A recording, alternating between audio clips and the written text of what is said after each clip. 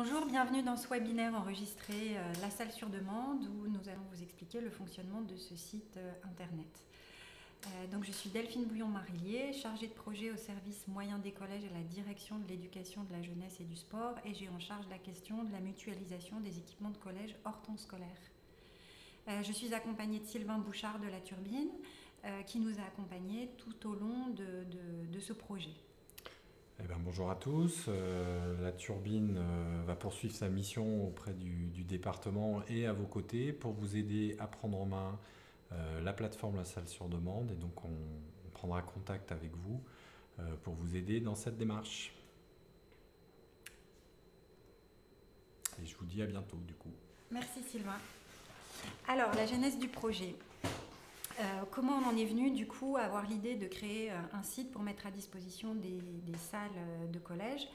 C'est parti d'un double constat, déjà qu'il y avait un manque de lieux pour le milieu associatif, un manque de lieux de pratique, et que en même temps il y avait quand même des espaces qui étaient disponibles dans les collèges. Donc l'objectif, c'est quand même de se faire rencontrer l'offre et la demande, c'est-à-dire de vous permettre à vous, collège, de mettre à disposition facilement votre locaux hors temps scolaire, et de l'autre côté, des associations peuvent venir réserver ces locaux. Donc c'est un service qui a été conçu sur mesure, dans une logique de design de service, avec une dizaine de collèges qui ont participé à la conception du projet et qui ont aussi testé une première version de la plateforme. Et puis ça a été également testé avec d'autres associations qui ont également testé le service du côté des associations. Le process a duré environ 2 ans et après la crise Covid qui nous a un petit peu ralenti, on a lancé officiellement la plateforme depuis mai 2022. Elle est accessible en ligne et elle permet à quelques collèges d'expérimenter cette plateforme et de nous faire des retours. C'est un projet qui dépasse un peu les frontières de l'Isère puisqu'il a été reconnu nationalement par l'Agence nationale de cohésion des territoires et la structure incubateur des territoires, avec un financement qui a été obtenu dans le cadre des crédits France Relance. On est à la fois accompagné de façon technique par l'incubateur, mais surtout on bénéficie d'un financement pour venir améliorer notre site. Donc c'est important qu'on puisse avoir vos retours d'utilisation du site pour qu'on puisse réinjecter des améliorations dans ce dispositif. Donc ça va permettre d'améliorer en continu le site et surtout ça va permettre de décliner la salle sur demande pour d'autres types de locaux. En premier lieu nos maisons de territoire situées dans nos 13 territoires du département, mais également d'autres départements, d'autres régions qui gèrent des collèges, des lycées ou même d'autres structures qui gèrent des salles polyvalentes, des salles des fêtes, des gymnases, des infrastructures sportives. Alors, comment se présente la plateforme? Donc, la plateforme, il y a déjà une page d'accueil qui va présenter un certain nombre de salles. Ici, vous en avez un extrait de photo. Ça peut être des salles de réunion, des salles polyvalentes, des auditoriums, des internats pour certains et également des gymnases ou des salles d'évolution sportive. Qui peut réserver ces salles? En fait, on s'en est tenu au Code de l'éducation et ce sont les associations d'éducation populaire, culturelle, sportive qui vont être préalablement validées par le département. Ça a été une demande en atelier de travail avec les collèges que le département puisse valider en amont les associations qui vont avoir accès aux salles et notamment de vérifier que les valeurs de la République sont bien respectées, qu'il s'agit bien d'associations neutres, non politiques, non religieuses. Aujourd'hui, le site permet à quelques collèges de mettre en ligne des espaces et on a des premières réservations qui ont eu lieu notamment cet été. À partir de maintenant, vous avez reçu le courrier du président qui actait en fait le lancement du déploiement de la salle sur demande pour tous les collèges de l'Isère. Début 2023, les salles du département feront leur entrée sur le site et puis d'ici 1 an, 2 ans, il y aura un essaimage géographique plus large pour permettre à d'autres collectivités d'utiliser la salle sur demande. Alors pourquoi mettre à disposition vos espaces de collège? Pour rendre un service public, c'est l'idée. C'est déjà une pratique qui se fait par papier par une vingtaine de collèges et on a également aussi 20 gymnases dont le département est propriétaire qui sont mis à disposition hors temps scolaire. Ce qu'on constate, c'est qu'il y a quand même aujourd'hui une crise de la salle de pratique où les installations dans les collectivités sont quand même assez saturées.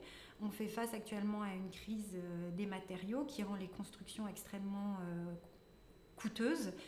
Et voilà, les petites collectivités sont assez impactées par cette crise.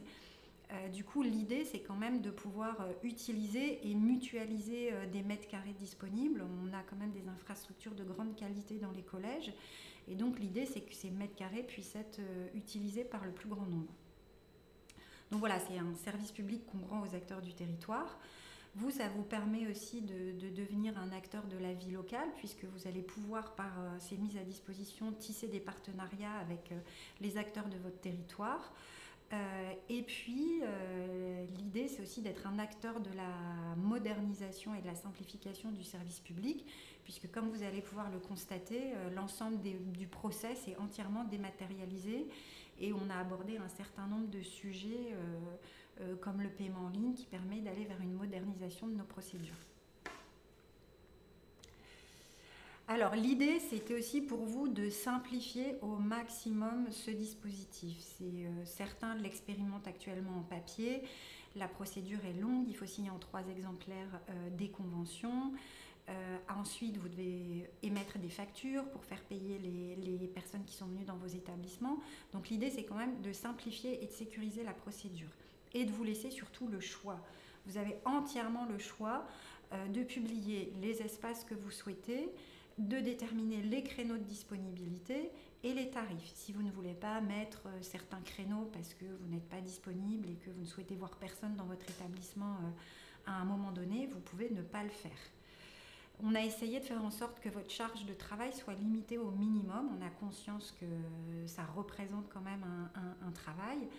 Mais l'idée, c'est que vous publiez une seule fois votre offre de locaux et après, l'ensemble du process est dématérialisé, ce qui permet quand même de gagner du temps. Vous pouvez aussi, si vous le souhaitez, faire la demande d'avoir des serrures connectées, que les salles que vous mettez à disposition puissent être équipées de serrures connectées. Et vous le verrez ultérieurement, ça vous affranchit notamment d'être présent pour ouvrir ou pour fermer les portes. Et enfin, c'est peut-être aussi un petit peu plus sécurisé pour vous dans la mesure où les associations qui viennent dans le collège ont fait l'objet d'une validation par le département. Nous, dans la plateforme, on demande à ce que les associations nous téléversent leur statut, les membres du conseil d'administration et la police d'assurance à jour. Pour qu'on s'assure bien, voilà, que ce sont, comme je le disais précédemment, j'insiste là-dessus, des associations qui respectent les principes de neutralité politique, culturelle. Alors pour l'association, comment ça se passe? Parce qu'on ne va pas le voir ici dans ce webinaire, mais du coup l'association tape l'URL La Salle sur demande ou fait une recherche sur Google. Elle va créer un compte dans lequel elle va téléverser les pièces dont je parlais. Le compte va être, les pièces vont être examinées par les services du département et le service du département va valider ou invalider ce compte d'ailleurs. Et l'association ne pourra accéder à l'offre de locaux que si son compte a été validé par le département. Donc une fois que son compte est validé, elle pourra effectuer une recherche géographique, choisir un espace, faire une demande de réservation qui vous sera adressée, une demande de réservation de créneau, et ensuite elle signera la convention et en toute fin du process, il y a un paiement en ligne qui se déclenchera, le paiement sera automatiquement versé sur votre compte de collège, vous n'aurez rien à faire. Et au final, elle accédera à son espace de façon complètement autonome puisque vous le verrez, les serrures connectées permettent d'envoyer des instructions à distance et les associations peuvent déverrouiller la porte avec un smartphone ou avec un badge que vous leur avez donné. Donc je ne vous en dis pas plus sur la partie association qui vous concerne moins, mais là je vous propose du coup d'aller un petit peu visiter la plateforme et de vous faire une démonstration en tant que collège, comment je modifie un espace et comment j'instruis une réservation en ligne. Alors, on va commencer cette démonstration en créant et en modifiant un espace de collège sur la plateforme. Alors, donc là, on est sur l'interface salle sur demande. Ici, en haut à gauche, vous pouvez constater qu'on a trois éléments. La partie réservation qu'on verra après, la partie espace, c'est celle qui nous intéresse. Donc là, on est dans un collège fictif et on a 4 espaces avec des couleurs différentes. Pour créer un espace, on vient sur le bouton « Ajouter un espace ». Il y a une page qui s'ouvre et là, vous voyez que vous avez un certain nombre d'éléments à compléter. Voilà, soit avec des champs libres, soit par un système de clics et des clics notamment pour les équipements qui peuvent être présents. Vous pouvez venir télécharger une photo et ensuite un certain nombre de documents. On va juste aller voir comment se présente un espace qui a été créé. On ne va pas le créer de toutes pièces. Donc par exemple ici, on va aller dans l'auditorium. Donc vous pouvez constater le nom, l'auditorium, la superficie, le nombre de personnes autorisées, ce qui est important, puisque si on vous demande d'accueillir, de l'autre côté, si l'association demande d'accueillir un nombre supérieur, ça ne marchera pas. Si vous autorisez une contrepartie, c'est vrai que je ne l'ai pas dit tout à l'heure, mais dans les ateliers qui ont eu lieu avec les collèges, il y a eu la question de se dire, au lieu d'avoir un paiement financier, on pourrait aussi avoir une contrepartie non financière, par exemple une association de théâtre qui a besoin d'une salle, et en contrepartie, elle vient proposer un projet culturel avec vos élèves. Donc ça, c'est à vous de décider si, oui ou non, vous acceptez une contrepartie non financière. Vos matériels qui sont présents, la question du ménage, parce que ça peut être quelque chose qui peut être inquiétant. Soit vous estimez que votre salle, vous ne voulez pas prendre de risques. Après l'occupation, elle doit être nickel parce que vous avez des cours et des élèves qui viennent. Et donc là, vous prévoyez un forfait ménage que vous pouvez commander à une entreprise externalisée. Soit vous vous dites que c'est une réunion où il n'y a pas un gros enjeu de ménage derrière. Et là, vous proposez juste un kit ménage. Donc ça aussi, c'est à vous de le paramétrer dans votre espace. Vous pouvez venir téléverser des photos de l'extérieur, de l'intérieur. Et enfin, vous pouvez venir téléverser également des documents. Alors, on a prévu les consignes de sécurité qui vont être obligatoires puisque de l'autre côté, l'association, si elle n'a pas lu, si elle n'a pas pris connaissance des consignes de sécurité, elle ne pourra pas aller plus loin dans son process de réservation. Donc pour ça, nous, on a un document type qu'on a rédigé avec mes collègues experts de la DCET qu'on vous enverra ou qu'on vous mettra à disposition sur le NT, mais vous avez déjà une base qui est rédigée, vous n'avez plus qu'à la compléter. Et enfin, dernier élément de la création de l'espace, c'est le calendrier. Donc vous pouvez venir par exemple ajouter de façon ponctuelle des créneaux juste en cliquant, en tirant sur le petit signe égal, et puis si vous vous trompez, vous pouvez aussi le supprimer avec la poubelle. Mais vous pouvez aussi également ajouter ce qu'on appelle des créneaux en masse, c'est-à-dire que vous créez une semaine type qui va se répliquer de semaine en semaine. Donc on ne va pas le faire là, on va annuler la modification, on va juste pour vous montrer ajouter un petit créneau qu'on va enregistrer. Et puis là, vous pouvez mettre à jour, c'est ce qu'on va faire, on va mettre à jour l'espace publié pour enregistrer le nouveau créneau. Et puis, vous pouvez aussi dépublier l'espace, c'est-à-dire qu'à un moment donné, vous avez trop de réservations et vous vous dites, je dépublie l'espace, ça vous permet... En fait, votre espace ne va pas ressortir en moteur de recherche quand des associations vont faire la recherche d'une salle, mais pour autant, vous ne perdez pas tout le travail de création que vous venez de faire là. Donc, on met à jour l'espace publié. Voilà, ça a pris un tout petit peu de temps d'enregistrement. Et puis, comme je vous le disais juste avant, vous avez ici, par exemple, un espace qui a été dépublié. Alors, vous pouvez constater ici qu'on a des petites clés, en fait, et on en parlait tout à l'heure dans la présentation, c'est pour venir associer des portes, c'est-à-dire une fois que vos salles sont équipées de serrures, vous pouvez venir y associer des serrures. Donc là, on a un kit de démonstration, donc c'est pour ça que ce sont des mots, on va dire des noms un peu barbares, on va dire. Et du coup, vous pouvez venir choisir d'associer ou pas des serrures. Donc, je ne vais pas trop y toucher parce qu'on en aura besoin tout à l'heure pour vous faire la démo d'ouverture. Mais ça veut dire qu'une fois que la réservation est validée, qu'elle est signée de tout le monde, l'accès pour l'association est automatiquement programmé. Vous n'avez pas à refaire une opération de programmation de badge. Alors, on va poursuivre la démonstration en gérant maintenant une demande de réservation qu'on aurait reçue d'une association. Donc, on a changé on va dire, de page, enfin pas de page, mais du coup, tout à l'heure, on était dans la partie espace, là maintenant, on est dans la partie réservation. Donc là, ce que vous pouvez constater, c'est que j'ai 2 réservations, une qui est nouvelle, avec le statut nouveau dont je n'ai pas pris connaissance, et une qui est à traiter. Donc celle-ci, j'en ai pris connaissance, mais je ne l'ai pas traitée. Donc on va aller la traiter. On clique dessus, la page s'ouvre et là vous constatez, vous avez le contact du responsable de l'activité, le type d'activité, ici ce serait une association générale, une assemblée générale d'associations. Il n'y a pas de questions, ça accueille 50 personnes maximum, vous avez le créneau, le tarif ici qui est récapitulé avec le forfait ménage. Et là en fait vous avez 3 possibilités. Soit vous rejetez la réservation pour des raisons qui vous appartiennent, on ne va pas le faire là. Soit vous pouvez faire une contre-proposition sur le tarif, par exemple, ou parce que c'est une association avec laquelle vous êtes partenaire, vous voulez lui faire un tarif moins élevé. Soit vous acceptez et conventionnez, c'est ce qu'on va faire là. Alors là, il nous propose de regrouper avec une autre convention puisque l'association a déjà effectué d'autres demandes. On ne va pas le faire puisque c'est un cas simple, mais sachez que nous, on a prévu le fait de pouvoir regrouper des mêmes demandes d'une même association. Et puis ici, pour la convention qui va être générée, il vous demande la date du CA à laquelle vous avez fait voter le principe de mise à disposition de la salle. Donc vous, quand vous cliquez, vous allez avoir une prévisualisation de la convention. Donc pour ceux qui mettent déjà à disposition les locaux, vous pouvez reconnaître que ça ressemble quand même vraiment aux conventions qu'on établit et qu'on signe en version papier. Ça reprend ici tous les éléments, on va dire, substantiels de la réservation, à la fois les créneaux, le tarif, s'il y a du ménage ou pas, et s'il y a une contrepartie non financière négociée ou pas.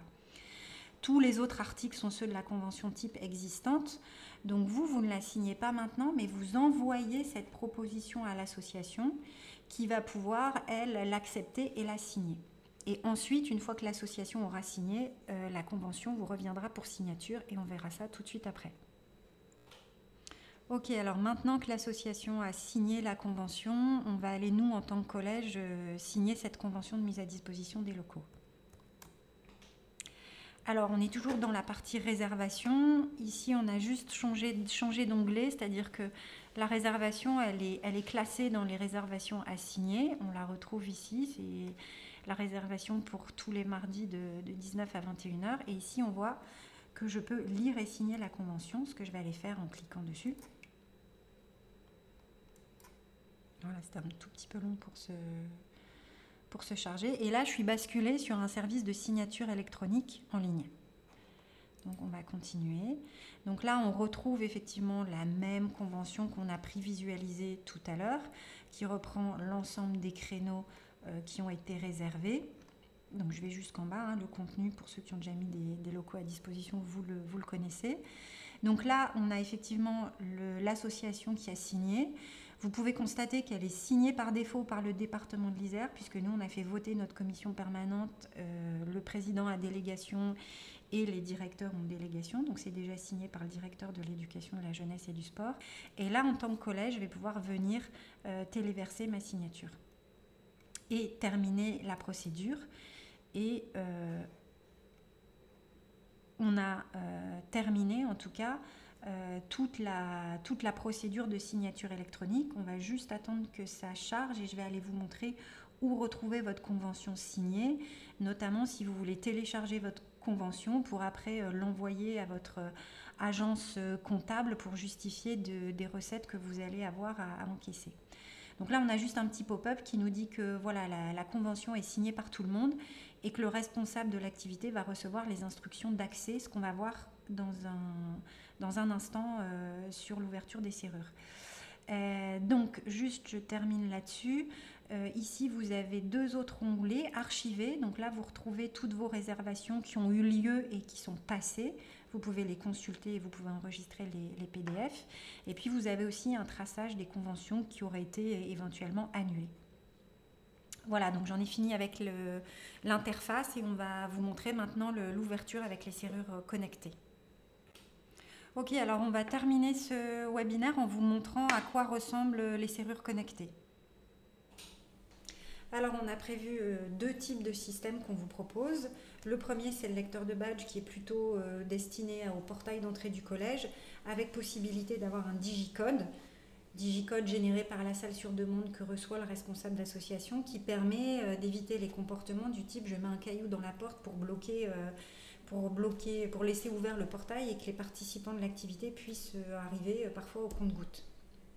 Et puis classiquement, sur les salles intérieures, un ensemble avec poignée, et on ne change pas toute la porte, on vient juste changer la poignée. Donc ça reste assez léger en termes de travaux. Donc je suis responsable de l'activité, j'ai ma convention qui a été signée, j'ai téléchargé l'appli SaltoKS sur mon smartphone, je la lance, voilà, et j'approche, et ça vient déverrouiller la porte. Ou alors j'ai un digicode, comme je le disais tout à l'heure.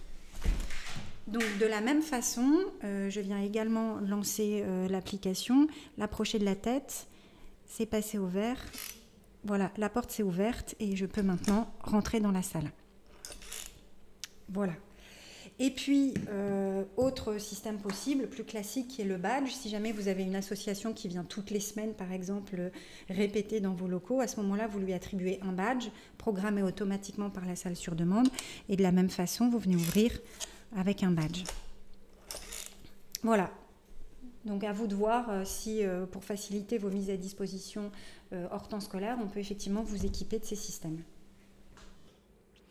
On vous propose d'écouter le témoignage du collège de Mins, qui a été un des premiers collèges à participer à la conception du site La Salle sur demande, qui a testé ce site et qui est aussi un des collèges maintenant qui propose des espaces sur La Salle sur demande et qui a une petite expérience du coup de fonctionnement du site. C'est un établissement qui scolarise environ 200 élèves, dont une quarantaine d'élèves internes. Nos locaux sont régulièrement mis à disposition hors temps scolaire. Nous proposons 3 espaces. L'amphithéâtre, la salle dans laquelle je me trouve, qui contient une centaine de places, le gymnase et l'internat. Nous avons participé avec l'ancienne principale et la nouvelle à beaucoup de réunions où on nous a fait remonter nos besoins. Nous avons vu évoluer le site internet. Ça répond vraiment à une attente de la part de l'établissement pour faciliter et fluidifier toutes ces mises à disposition. Le gain pour nous, personnel de l'établissement, c'est d'éviter des sources de tension ou de conflits lorsqu'on aurait à apporter une réponse négative. Pour ma part, ça me facilite grandement mes tâches quotidiennes. Cela représente un gain financier important que nous pouvons réaffecter à des projets pédagogiques, mais aussi de façon générale au fonctionnement de l'établissement. Le département, le service des VJS, nous laisse une grande souplesse d'utilisation de ce site. Des tarifs sont votés par le département plancher et plafond. Nous avons dans cette fourchette le droit de fixer les tarifs horaires que nous souhaitons pour les bâtiments. Quand les associations réservent, ils ont la possibilité de redemander une négociation du tarif, voire de proposer une contrepartie pédagogique ou ludique pour nos élèves. Eh bien, on arrive au bout de ce webinaire enregistré. Merci à tous pour votre attention. J'espère que vous êtes restés très nombreux jusqu'à la fin. Donc, vous pouvez retrouver toutes les informations concernant ce projet sur l'ENT. On a créé un espace salle sur demande où vous retrouvez l'URL de connexion à la salle sur demande, mais vous retrouvez aussi tous les documents juridiques que vous allez devoir faire voter par votre conseil d'administration, que ce soit la convention type, la convention de mandat pour que vous puissiez encaisser les recettes qui vous seront payées en ligne, et puis les tarifs planchers et plafonds qui ont été votés par le département. Donc la prochaine étape pour vous, si vous souhaitez mettre en ligne des espaces sur la salle sur demande, et on espère que vous le souhaiterez, c'est de soit cliquer sur le lien qui vous est mis ici, soit scanner le QR code pour prendre rendez-vous avec un membre de l'équipe de la Turbine qui pourra vraiment vous accompagner de façon personnalisée dans la prise en main du site web La Salle sur demande, que ce soit sur la création de votre espace ou encore l'instruction de la réservation, et puis aussi répondre à toutes vos questions que vous auriez sur le dispositif en général. Si vous êtes hermétique au QR code ou au lien web, vous pouvez tout simplement aussi appeler la Turbine, vous avez les coordonnées juste en dessous. Eh ben, merci beaucoup et puis je reste également à votre disposition pour répondre à toutes vos questions. À très vite sur la salle sur demande.